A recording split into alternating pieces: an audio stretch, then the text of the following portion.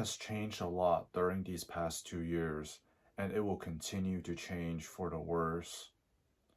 Ever since the national security law was passed in 2020, CCP has been using this as their main weapon to crush all means of democracy and to change Hong Kong into becoming more like mainland China. As I mentioned previously, Hong Kong is not safe. Please do not go there. The national security law, it doesn't just apply to Hong Kongers, but everybody globally. That's why if you have said anything bad about CCP, you have violated the national security law, even if you were not in Hong Kong. Therefore, if you enter Hong Kong, it would be very dangerous for you.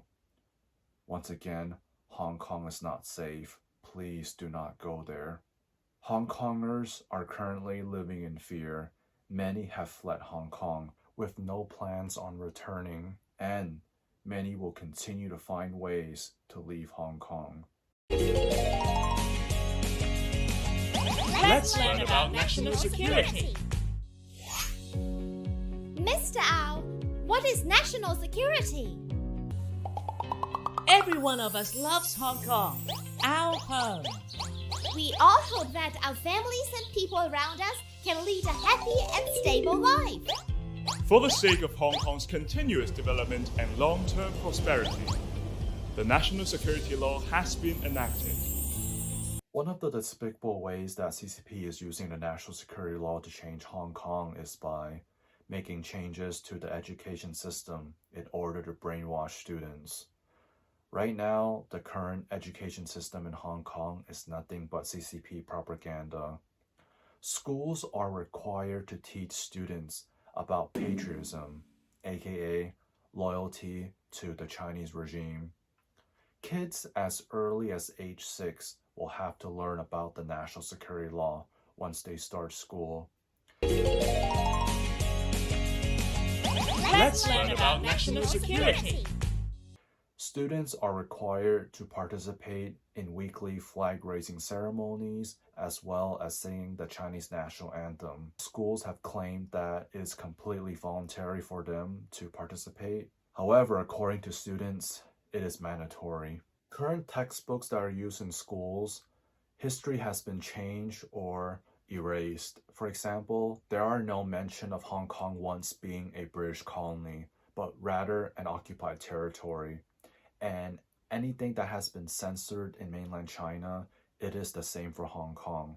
For example, the Tiananmen Square massacre of 1989, any mention of that in any books have been removed from bookshelves. Basically, anything that is considered to be sensitive towards CCP, it is completely gone from public libraries. Universities.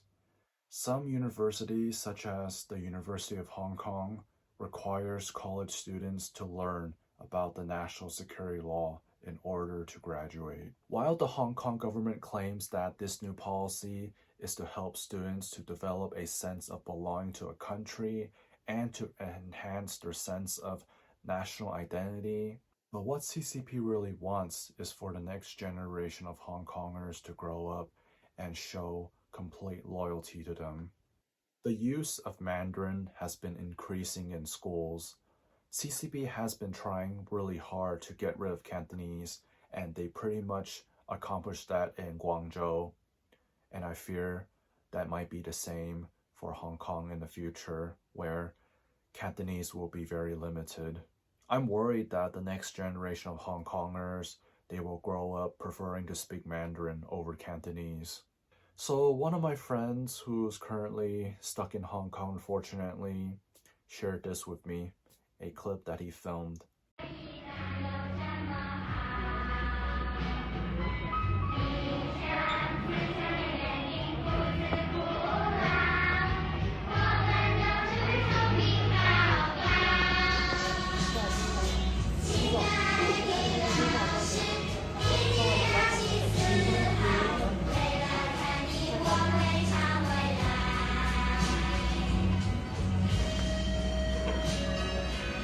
They were all singing in Mandarin. I asked my friend, was it just Mandarin, no Cantonese? And he said yes, it was completely in Mandarin. So not only CCP is manipulating the education system to brainwash students, but to potentially get rid of Cantonese as well. I always wonder how different will be the next generation of Hong Kongers compared to the previous ones. I fear that once they grow up, they will never know what the previous generation, what we fought for, and the little democracy that we once had before it was taken away by the national security law. I mean, this clip of kids performing in Mandarin is concerning already. And with more propaganda being increased in schools, the education system is purely propaganda. Hong Kong kids are not going to school to receive an education, but to be brainwashed by the Chinese regime. I always believe that education is very important, and whenever I hear people dropping out of schools, I feel very sad. But for Hong Kong, in order to save kids from being brainwashed, the best way is to not allow them to receive an education. Here is a photo from one of the current textbooks used in schools. It was uploaded by one of the students who complained how this content is completely brainwashing.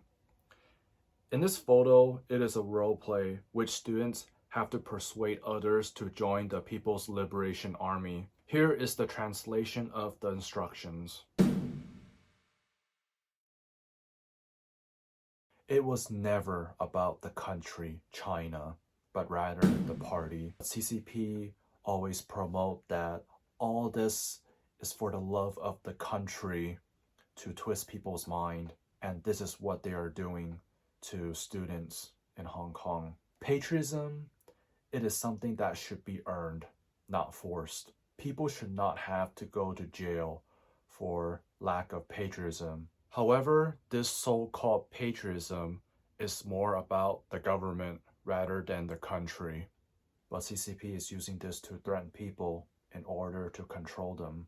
10 or 20 years from now, I'm just worried that if I meet someone from Hong Kong who's around my age or younger, they will have a very different opinion. 个人不爱自己的国家就没用了。 The best we could do is educate them about the little democracy that we once had, what Hong Kong was really like before the national security law in 2020, before 1997. Again, I think the best way to save the next generation of Hong Kongers from being brainwashed is to not give them an education, at least not in Hong Kong. The next generation of Hong Kongers who will potentially be brainwashed by the Chinese regime, I just pray that one day they will be able to open their eyes and realize that the education they were receiving has been nothing but lies.